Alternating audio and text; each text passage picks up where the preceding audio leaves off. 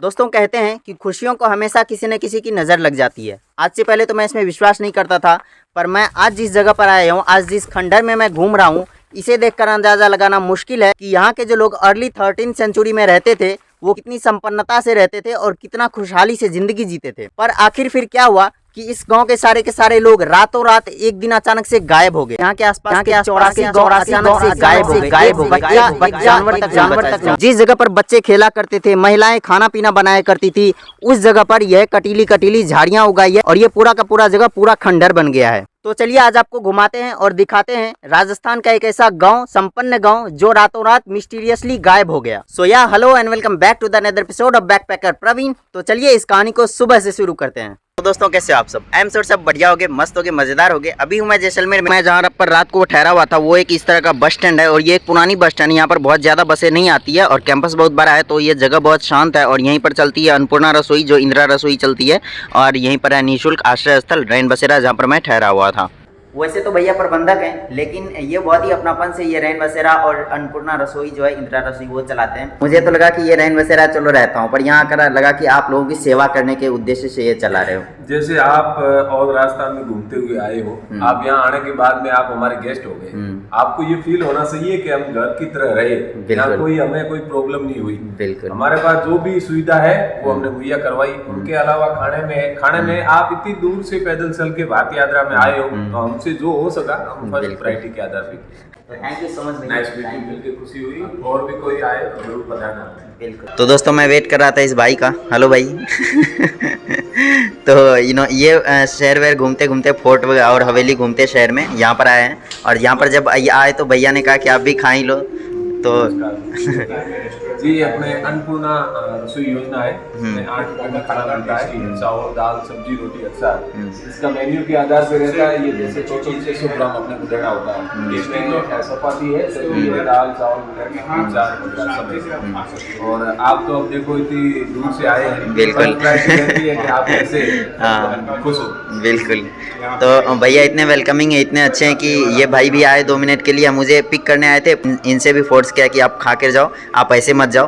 तो अभी भाई भी खा रहे हैं फटाफट से, और देखो कितनी चीज़ दे रहे हैं खाने में। सो या अभी टाइम है निकलने का। यहाँ से निकलते हैं और सबसे पहले आपको बड़ा बाग दिखाएंगे और उसके बाद कुलधारा दिखाएंगे, जो यहाँ का हॉन्टेड विलेज है। भाई बड़ा बाग जैसलमेर से ज़्यादा दूर नहीं था, तो हम बस 10 मिनट की राइड के बाद पहुँच गए बड़ा बाग। और ये रहा मेरे सामने बड़ा बाग। एक्चुअली जैसलमेर में पानी की कमी को पूरा करने के लिए राजा जैत सिंह ने 16th सेंचुरी में यहाँ एक डैम बनवाया था। अब डैम के पास पानी की तो कमी थी नहीं, तो इसीलिए यहाँ पर एक गार्डन डेवलप किया गया और इसका नाम पड़ा बड़ा बाग। अब तक मैं भी यही समझता था, परंतु अभी जब मैं इसके नज़दीक पहुँचा तो मैं ये सारे कब्र देखकर हैरान रह गया। हर पर्टिकुलर कब्र पर उसकी डिटेल्स भी हैं, जैसे कि उसका नाम, जीवन काल और उनकी उपलब्धियाँ। फिर मुझे पता चला कि महाराजा जैत सिंह के सुपुत्र लूणकरण ने यहाँ ये सारी छतरी बनवाई और इस बड़ा बाग को रॉयल ग्रेवयार्ड बनवाया।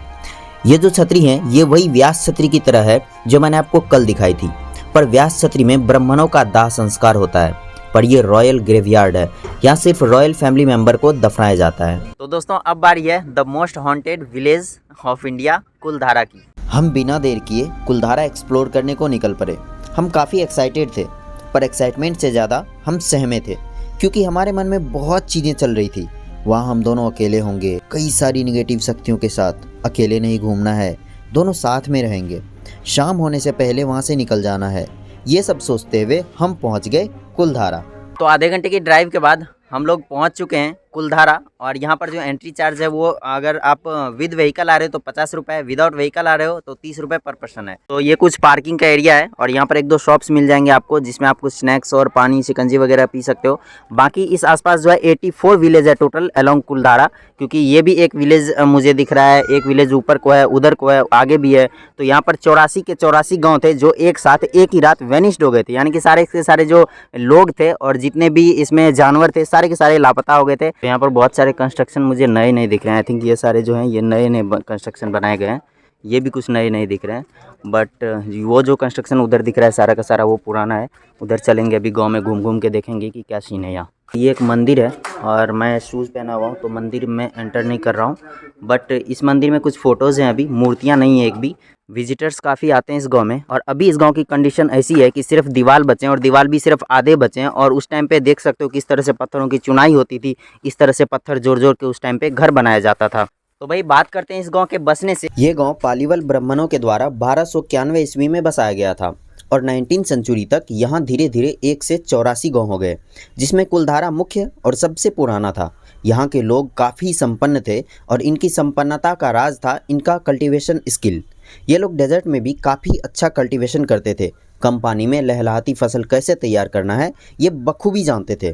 आइए अब जानते हैं कि ऐसा क्या हुआ कि रातों रात इस पूरे गांव को गायब होना पड़ा। पूरे के पूरे गांव जो है वेनिस्ड हो गए रातों रात। पहले के जो घर होते थे उसमें ये छोटे छोटे रैक्स होते थे, और यहाँ सामान रखने के लिए एक तख्ती जैसी बनाई गई है। इस पत्थर पर जो काले काले निशान आपको दिख रहे हैं, ये यहाँ दर्शाता है कि यहाँ पर खाना बनता होगा, चूल्हे का काम होता होगा। जहाँ पर लोग सोया करते थे, बच्चे खेला करते थे, और जो घर की औरतें वो खाना पकाया करती थी, उस जगह पर अभी जो है यहाँ पर कटीली कटीली झाड़ियाँ उगाई है, और पूरा का पूरा जगह तहस नहस हो गया है। गाँव वाले तो मानते हैं कि ये पूरा का पूरा जगह अचानक से शापित हो गया, और सारे के सारे लोग और जानवर जो है गायब हो गए। पर इस गाँव के बारे में सिर्फ एक स्टोरी नहीं है, इस गाँव के बारे में कई सारी ऐसी स्टोरीज है जो लोग सुनते आ रहे हैं, सुनाते आ रहे हैं, अपनी पीढ़ी दर पीढ़ी आगे बढ़ाते जा रहे हैं। तो एक और स्टोरी जो है वो काफ़ी पॉपुलर है।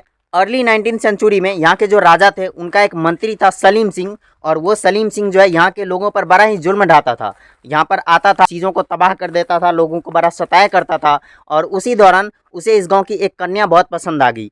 और जैसा कि मैंने आपको बताया कि इस गांव में सारे के सारे ब्राह्मण थे, तो ब्राह्मणों ने तय किया कि हम अपनी पुत्री इस सलीम सिंह को नहीं देंगे, ये बहुत जुल्म ढाता है और पता नहीं हमारी पुत्री के साथ क्या क्या करेगा।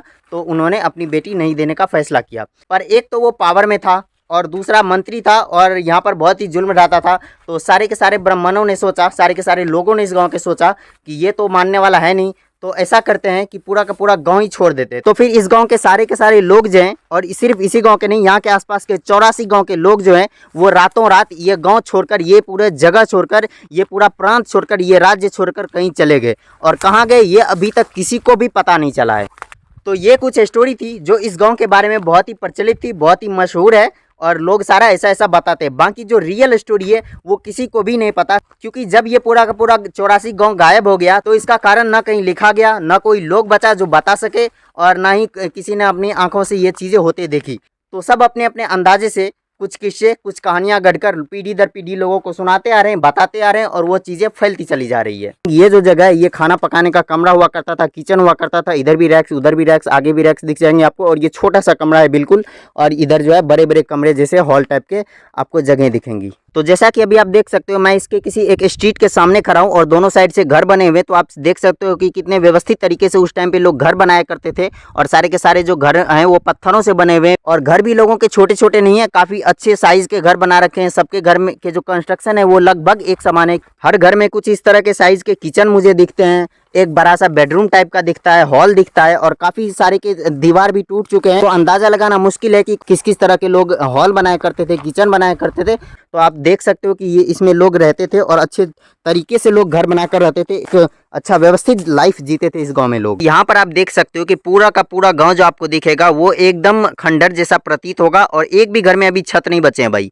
और जो दीवारें बची है वो भी आधी अधूरी दीवारें बची हुई है। और मैं जहाँ खड़ा हूँ यहाँ भी एक छोटा सा कमरा बना हुआ है, और ये दीवार जो है इतनी कुछ चौड़ी है। और अभी मैं इस गाँव के किसी एक हिस्से में खड़ा हूँ, और इस आसपास में जो है 84 गाँव थे भाई, इंक्लूडिंग कुलधारा।